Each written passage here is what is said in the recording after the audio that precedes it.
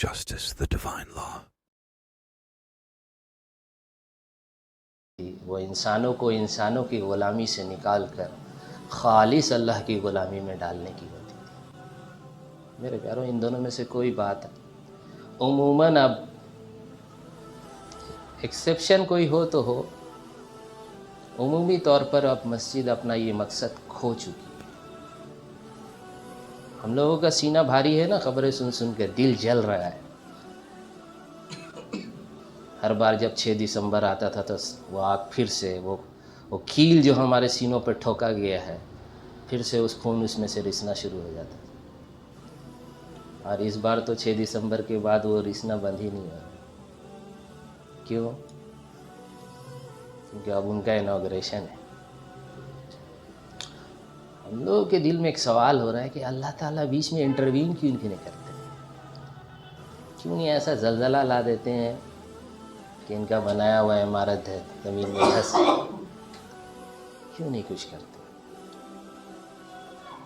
میرے پیاروں، انہوں نے تو ڈھانچہ گرایا ہے، کہتے بھی ہیں ہم مسجد نہیں گرائے، مسجد کا ووادک ڈھانچہ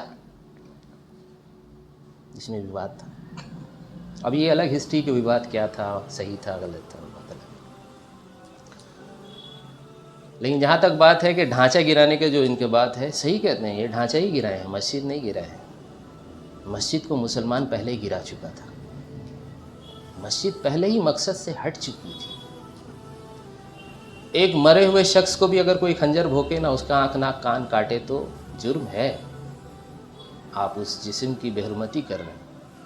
مر گیا مرنے والا، اب کیا اس کے سینے پہ پورا چلا رہا؟ اس پہ بھی اس کو سزا بنتی ہے اس کی، ہے نا، کہ لاش کا بے حرمتی کا اس پہ جرم عائد ہوگا۔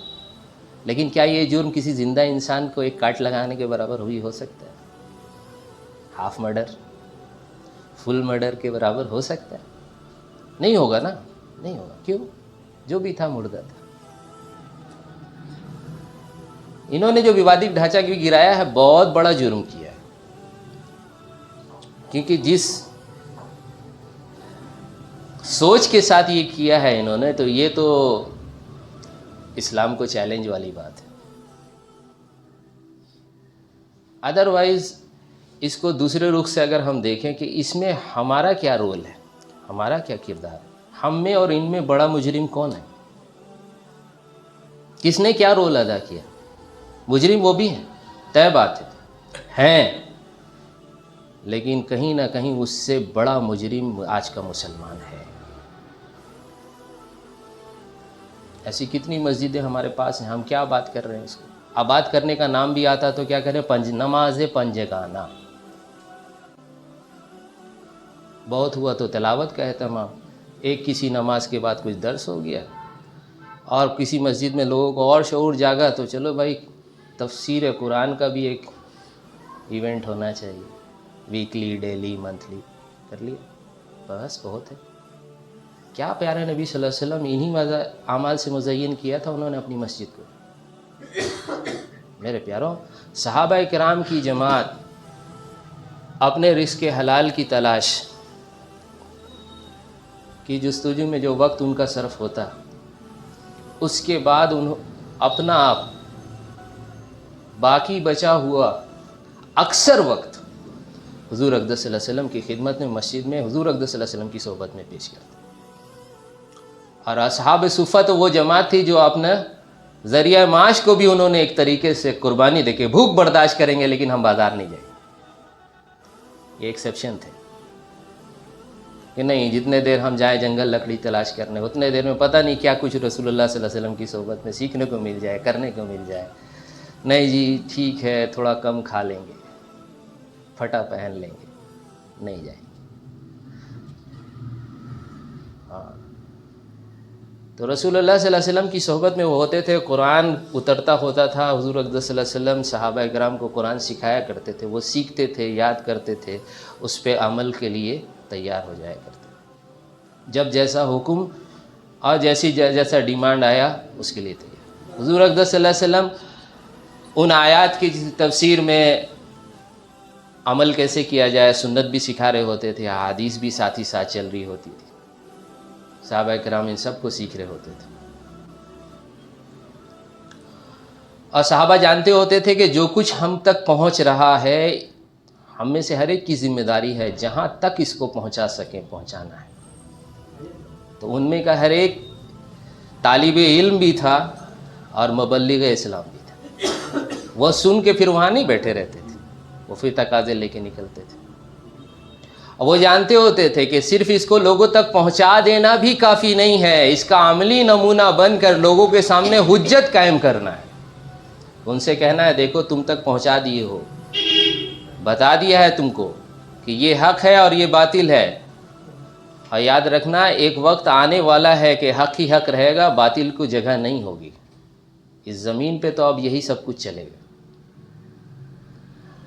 اگر مان گئے تو ٹھیک، ورنہ اللہ تعالیٰ ذلیل کر کے تم کو اسلام کی طرف لے کے آئے گا۔ اسلام کا امپلیمنٹیشن کی بات، یہ سارا کچھ پہنچاتے ہیں۔ پیارے نبی صلی اللہ علیہ وسلم کی صحابہ صحبت میں ہوا کرتے تھے اور تقاضے آیا کرتے تھے کہ میری جماعت گئی تھی تبلیغ کرنے کے لیے، لوگوں نے بلایا تھا، دعوت دیا تھا، لیکن دھوکہ دے کے ان کو قتل کر دیا۔ میرے الیچی کو جو ہے جو خبر لے کے گیا تھا فلاں فلاں کفار کی جماعت نے جو ہے نا اس کو قتل کر دیا۔ فلاں جگہ چند مسلمان اسلام قبول کر کے گئے تھے، لوگوں نے ان کو پر گھیرا ڈالا، ان پہ ظلم کیا، بعضوں کو جلایا، بعضوں کو قتل کیا، اور ان کے حقوق پامال کیے جا رہے ہیں، ان کو تکلیف دی جا رہی ہے۔ تو پیارے نبی صلی اللہ علیہ وسلم صحابہ کی طرف متوجہ ہوا کرتے تھے، یہ سب کچھ مسجد میں ہو رہا ہے، کون ہے تم میں سے جو اس تقاضے کو لے کے کھڑا ہوگا کہ جاؤ مظلوم کے لیے آواز بنو، ظالم کے خلاف ایک آڑ بنو، جاؤ جا کے بتاؤ ہم صرف کہتے نہیں ہیں کہ زمین پر حاکم اللہ ہے، بلکہ اس کا عملی نمونہ ہم پیش کرتے ہیں۔ صحابہ کرام تیار ہو جاتے تھے، وہیں جماعت بنتی تھی، وہیں امیر اور مامور طے ہوتے تھے کہ تمہارا امیر یہ فلاں فلاں ہوگا، اور اگر یہ شہید ہو جائے تو ان کو بنا لینا امیر، اگر یہ بھی شہید ہو جائے تو ان کو امیر بنا لینا۔ ان کو درس و تدریس کیا جاتا تھا کہ جب تم جاؤ گے دشمنوں کی سرزمین پر تو ان کو پہلے دعوت دینا، ان کو بلانا، یہ نہیں مانے اگر اسلام کی دعوت قبول نہ کریں تو پھر ان کے ساتھ مصالحت کی گنجائش نکالنا، وہ کہو کہ نیوٹرل ہو جاؤ، نظام ہمارا ہوگا انصاف والا، اللہ کا دین چلے گا یہاں پہ، اور تم جزیہ دو۔ اگر اس کے لیے بھی تیار نہ ہو تو پھر تلوار سے فیصلہ کریں۔ صحابہ کرام کی یہ جماعت مسجد سے جایا کرتی تھی، اور مسجد میں آ کر واپس میدان جنگ میں جو کچھ ہوا اس کی کارگزاری بھی مسجد میں سناتے تھے کہ ہم گئے اور یوں ہوا اور یوں ہوا، اور یہ مال غنیمت ہے اور یہ قیدی ہیں اور ہمارے اتنے شہید ہوئے، یہ سب مسجد میں۔ پیارے نبی صلی اللہ علیہ وسلم قیدیوں کو مسجد کی دیوار سے ستون سے باندھ دیا کرتے، زخمیوں کا خیمہ مسجد سے باہر لگا دیا کرتے، اور مال غنیمت کا ڈھیر مسجد نبوی کی کونے میں رکھ دیا جاتا، اور اعلان کیا جاتا کہ آج سب مسجد نبوی میں نماز ساتھ پڑھیں گے، یعنی چھوٹی مسجدوں میں نماز نہیں، آج سب ساتھ آؤ، اور پھر ان کے سامنے یہ سارے مال غنیمت کی تقسیم کا معاملہ پیش آتا۔ مسجد نبوی کی جو ہے ستونوں سے بندھے ہوئے یہ قیدی 1 دن 2 دن 3 دن ان سے بار بار کہا جاتا اسلام قبول کر لو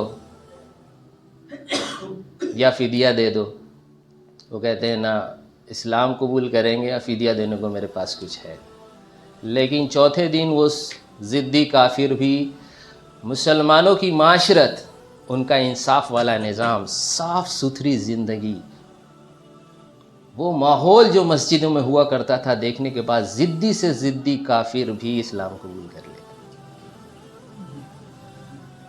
زخمیوں کا خیمہ مسجد کے باہر ہے کہ بھائی جو اللہ کے راستے میں زخمی ہوا ہے اس کا زخم تو جنت میں ہے، اس کا زخم جنت میں ہے، انسان یہاں ہے، آؤ جنتی انسان کی زیارت کر لو۔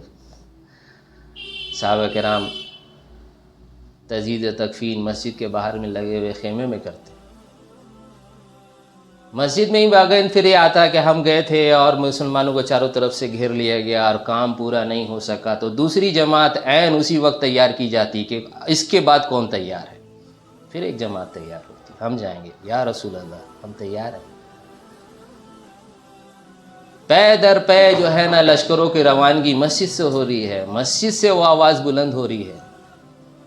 مدینہ میں کسی کو اجازت نہیں ہے کہ مسجد میں آ کر تجارت کا دین سیکھے بنا مدینہ میں کوئی تجارت کر لے، اجازت نہیں، لائسنس نہیں ملے گا، اس کو کوڑے لگائے جائیں گے۔ پہلے جاؤ پیارے نبی صلی اللہ علیہ وسلم کی صحبت میں بیٹھو، جاؤ مسجد والے ماحول میں پہلے بیٹھ کے اس کو سیکھو کہ سچ بولنا، صحیح تولنا اور مخلوق کی خدمت کیا چیز ہوتی ہے۔ تم کمانے کے واسطے تو ہرگز نہیں آئے ہو دنیا میں،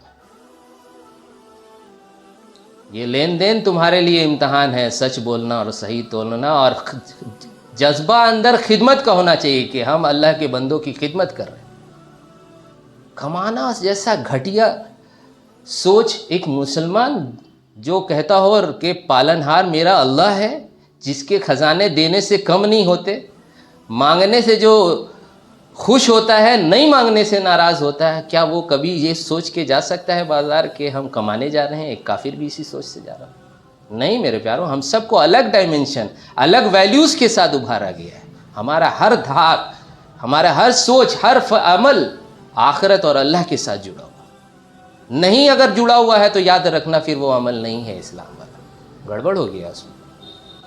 ہم سمجھتے ہیں نماز پڑھتے وقت ہم پورے مسلمان ہیں، پورے اصول، ضوابط اور جو ہے نا ڈسپلن کے ساتھ اس کو ادا کریں گے، کرنا بھی چاہیے، لیکن تم صرف نماز پڑھنے والے مسلمان نہیں ہو، تم 24 گھنٹے کے مسلمان ہو۔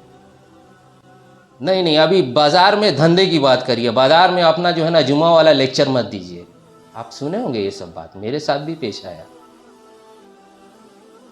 افسوس ہوتا ہے نہیں؟ اگر یہ کہنے والا کوئی ایسا ہو جس کے زندگی سے ہی نمایاں ہو کہ یہ تو غفلت میں پڑا ہوا ہے، لیکن اگر کوئی ایسا ہو جس کے لوگ ہاتھ چومتے ہوں، مشورے لیتے ہیں، اگر وہ کہے کہ جمعہ کا بیان کا جگہ نہیں ہے، یہ کیسا لگے گا آپ کو؟ دکھ رہا ہے نا، وہ پارشلٹی دکھ رہی ہے، وہ منافقت دکھتا ہے۔ یہ چیز نہیں تھی صحابہ کی۔ ہم لوگ مسجد کے قالین، جھومر، اس کا گنبد، اس کا محراب، اس کو مسجد سمجھتے ہیں۔ صحابہ کے یہاں حضور اقدس صلی اللہ علیہ وسلم نے جو مسجد بنائی تھی، وہاں مسجد اعمال کا مجموعہ تھا، جہاں ہر عمل سے نور اور ہدایت اور اللہ کی غیبی مدد اور نصرت ٹپکتا تھا۔ آج مسجدوں میں ان چیزوں پہ روک لگا دی گئی، گلا گھونٹ دیا گیا ہے اس اسلام کا، بات بھی نہ کرو اسی۔ مسجدیں بڑی بار رونق ہے، رشک کی ہدایت سے خالی۔ بہت سے لوگوں کو اس کا مغالطہ ہوتا ہے کہ نہیں جی بڑی مسجد، بڑا مجموعہ، شہر کی جامع مسجد تو 50 گنا، اپنے محلے کی مسجد کی جماعت تو 25 گنا، اور مسجد نبوی ہے تو 50,000 اور مسجد حرام ہے تو 1 لاکھ۔ یہ تعداد کی وجہ سے نہیں ہے، بلکہ اسلام نے آپ کو جو اجتماعی مقصد دیا ہے اقامت دین کا، یہ اقامت دین کی جد و جہد مجموعہ جتنا بڑا ہوگا وہ اس کو اتنا زیادہ ایفیکٹیولی کر سکتا ہے۔ اس لیے کہا کہ کوشش کرو کہ تم بڑے مجموعے کے ساتھ رہو تاکہ تم بڑے لیول پہ کام کر سکو۔ آج تو وہ اقامت دین کا کہیں تذکرہ ہی نہیں ہے۔ بڑا مجموعہ تو ہمارے لیے زیادہ نور، اچھا لگا، بس اس سے آگے نہیں۔ اللہ ہم سب کو اس کی سمجھ عطا فرمائے اور اس کی لگن اور تڑپ اور کڑھن عطا فرمائے کہ اللہ ہم واپس تیری مسجدوں کو ان اعمال سے مزین کر سکیں۔ اور اس کو مزین کرنے کے لیے اگر مسجد والا ماحول ہم کو الاؤ نہیں کرتا، مسجد کی 4 دیواری اور وہاں کی کمیٹی الاؤ نہیں کرے گی، تو ہم اینٹ اور گارے سے بنی ہوئی اس عمارت کو مسجد نہیں مانتے۔ اتنا ہمت ہونا چاہیے۔ کسی کی بول سے دین نہیں چلتا ہے، دین رسول اللہ صلی اللہ علیہ وسلم نے جو پہنچایا اب وہ دین مکمل ہو چکا ہے۔ اتنا ہمت ہونا چاہیے کہ ہم کھڑے ہو سکیں. رکھو اپنے پاس اینٹ اور گارا، ہم تو جھوپڑی سے کام چلائیں گے، لیکن اسلام وہ چلے گا جو قرآن میں ہے.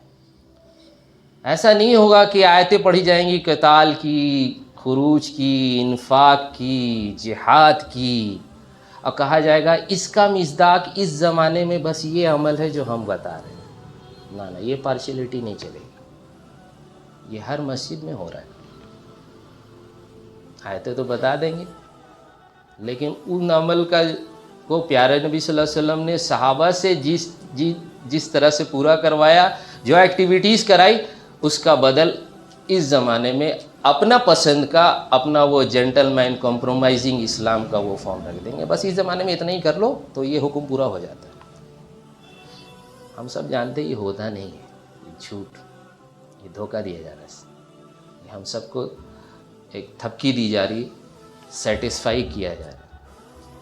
کم سے کم تو اس کمی کے احساس پہ ہم مریں کہ اللہ میرے دین میں یہ کمی تھا، ہم کرنا چاہتے تھے.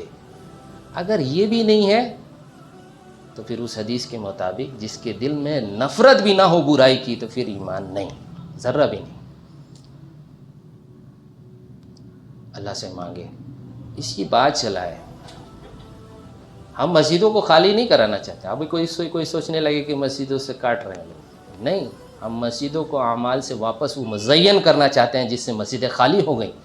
اور اس کا یہ حال دیکھ لو، آج ہمارے آنکھ کے سامنے، ہم سب کے سامنے سینہ پہ خنجر بھوک کے دوبارہ وہاں پہ مسجد کی جگہ پہ مندر بنا دیا گیا. کیوں نہیں کر پا رہے؟ اتنی افسوسناک حالت. 500 سے زیادہ مسجد غزہ میں گرا دی گئی. ایسے تو نہیں ہے، کچھ تو ہم سے فالٹ ہوا ہے. واپس لوٹیں، کام کریں، اور اپنے ٹیمپرامنٹ پہ بھی کنٹرول کریں، صبر کریں. جب اتنا گڑبڑ کر چکے ہیں تو اب تو وہ کینسر کٹ کے نکلے گا تو تکلیف ہو گئی. اب وہ کیمو کے بنا نہیں ٹھیک ہوگا، تو اس کے لیے تیار رہنا پڑے گا. اس کے لیے خون کا گھونٹ بھی پینا پڑے گا. اپنی کمزوری، جیسے جب انسان کو بڑا ٹریٹمنٹ ہوتا ہے نا، تو اس کو پہلے بتا دیا جاتا ہے، دیکھو بھائی پھر بہت سیریس ڈاؤن فال آئے گا تمہارے اس میں، ہو سکتا ہے تو وہاں سے ابھر بھی جاؤ اور ہو سکتا ہے نہ بھی ابھر سکو، لیکن اس کے علاوہ کوئی راستہ نہیں ہے. تو انسان کیا بولتا ہے؟ ٹھیک ہے، اوپن ہارٹ کریے. کسی کو شوق تو نہیں ہے. اسلام میں بھی ایسا بڑا کینسر لگ چکا ہے نا میرے پیاروں، کہ اب یہ میجر سرجری کے بنا تو نہیں ٹھیک ہوگا. اس لیے درد تو ہوگا، لوڈ لینا پڑے گا، بہت کوڑھے گا دل، بہت صبر کرنا پڑے گا، لیکن اس کے بعد بھی اپنا ٹیمپرامنٹ ٹھیک رکھنا ہے.